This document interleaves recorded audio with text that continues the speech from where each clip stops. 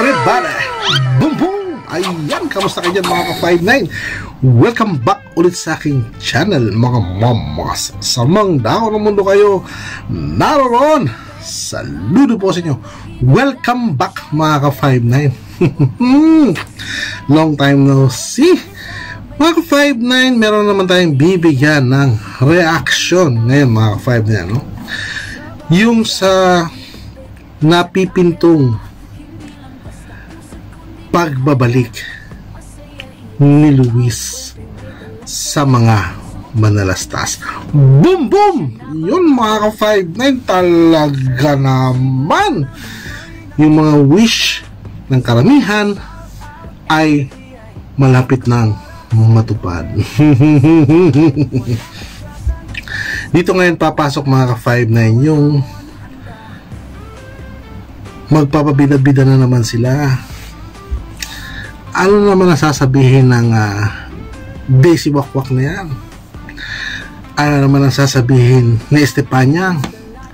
Sigurado ako mag-hysterical na naman si Estefania dito mga ka-59. Makikita mo na naman yung kanyang feed sa kanyang Facebook page na walang tigil.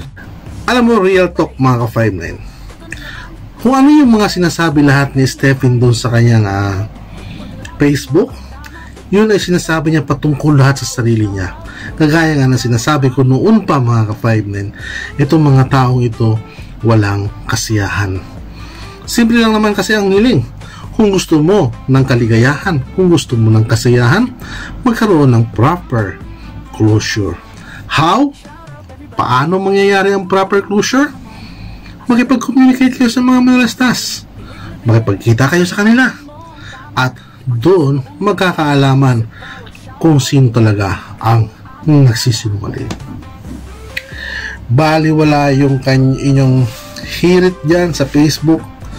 Although, bibigyan natin ng reaction yan mga ka-59 later. Pero, dito muna tayo sa magandang balita na hatid ni Ramil patungkol kay Luis. Sa latest upload nila mga ka-59 patungkol kay Luis ay nababanggit o nagpapahiwatig ng pagbabalik ni Luis sa mga manalastas. Siyempre, sino ba naman ang may ayaw nito mga ka-59? Real talk ulit.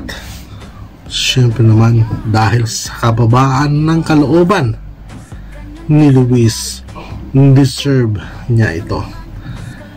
Deserve niyang bumalik sa manalastas nang maprotektahan siya, nang makapag-aral siyang mabuti, at kung ano pa. Dahil mga ka-5 na hindi natin nakitaan si Luis ng sama ng loob, hindi natin siya nakitaan ng paggalit. Oo, at nagalit siya nung una, pero inamin niya sa sarili niya, inamin niya kay Ramil at humingi siya ng tawad, which is yun naman talaga ang gustong mangyari ni Ramil noon pa mga ka-59. Kaya lang, itong mga wakwak pinipigilan si Kargador para wag pumunta doon at wag makipag-communicate at wag makipag-usap. Mga ka-59, simple lang ang ugat ng lahat ng ito. Pera sa pag-aakalang mapupunta sa kanilang sponsor. Tingnan nyo yung ginagawa ni Estefania mga ka-59. Bakit niya ini-announce yung mga sponsor? Di ba may mga channel naman sila, may mga vlogger naman sila? Bakit hindi i-announce ng kanilang mga vlogger daw? Bakit hindi na lang nila aminin ang katotohanan na sablay ang kanilang plano? Mahirap, mabigat sa kalooban para bawiin ang mga nabitawan ng salita. Tandaan mo, Estefany, meron kang sinabi kay Francis nung tumawag sa iyo si Ramil. Anong sabi mo kay Francis?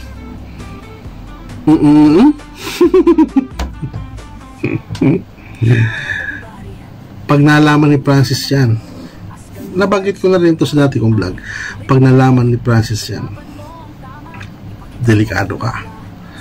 Magtitiwala pa kaya si Francis sa'yo? Kahit pabayaran mo ng 100,000 yan si BJ, o kahit sino pang mga vlogger na bayaran mo at gamitan mo ng pera, pagdating ng huli, magsisisihan kayo, magbabawian kayo, magbabauyan kayo.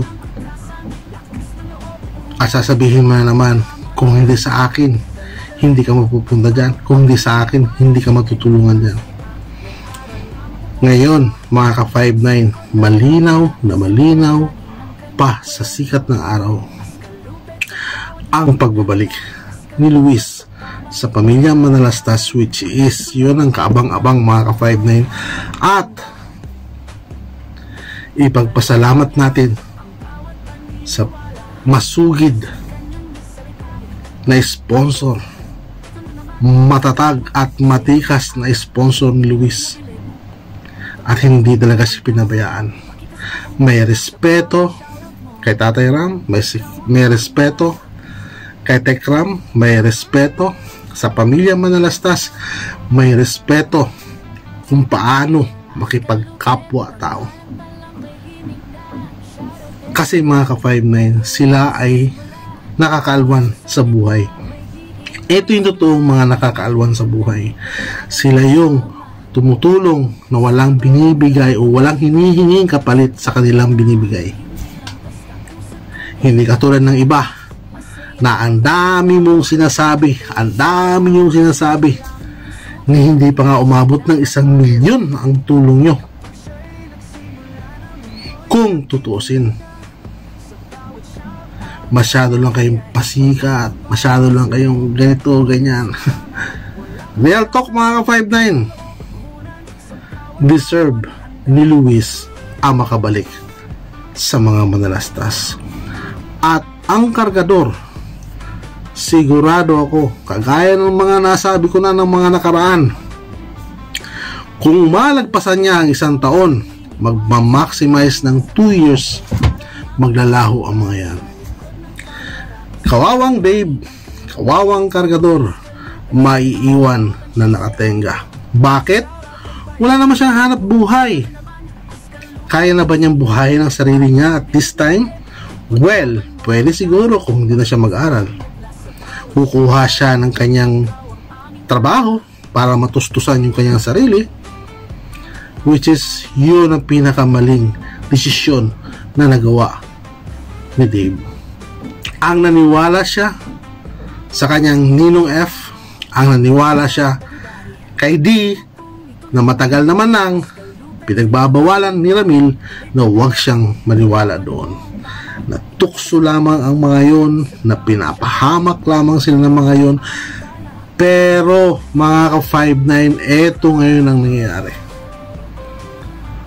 Masakit man ang katotohanan, Dave, kailangan nyo nang tanggapin. Stephanie, kwento na lamang kayo ngayon, istorya na lamang kayo ngayon. Yes, dumaan kayo sa buhay ng mga Manalastas. Yes, dumaan kayo sa buhay ni Ramil at ng kanyang pamilya.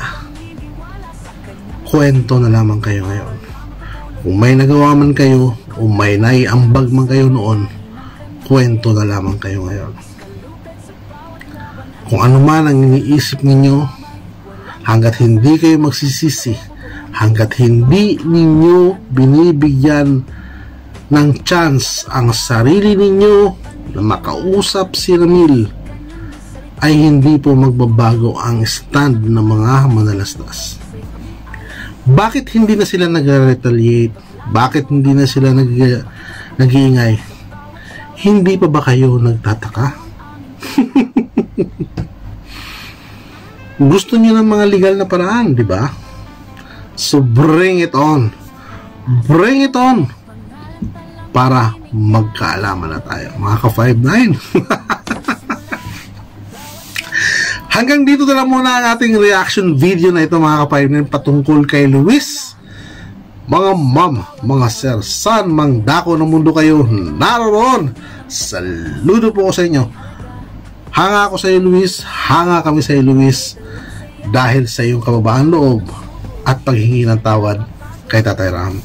Maraming salamat po mga ka-59, at muli paalala ko po, kung ano man ang ating nababasa, ano man ang ating naririnig, ano man ang ating nakikita sa paligid, pagsamasamahin natin ito ba ay may katotohanan o gawa lamang. Muli mga ma'am, mga sir, huwag kakalimutan ang magpasalamat sa araw-araw na buhay na ibinibigay ng dakilang lumikha. Maraming salamat po. Boom boom! Ingat po tayo. Sa likod ng kamera, isang bayani ng kanyang kwento. Askalupit sa bawat laban siya'y sentro. Shout out everybody!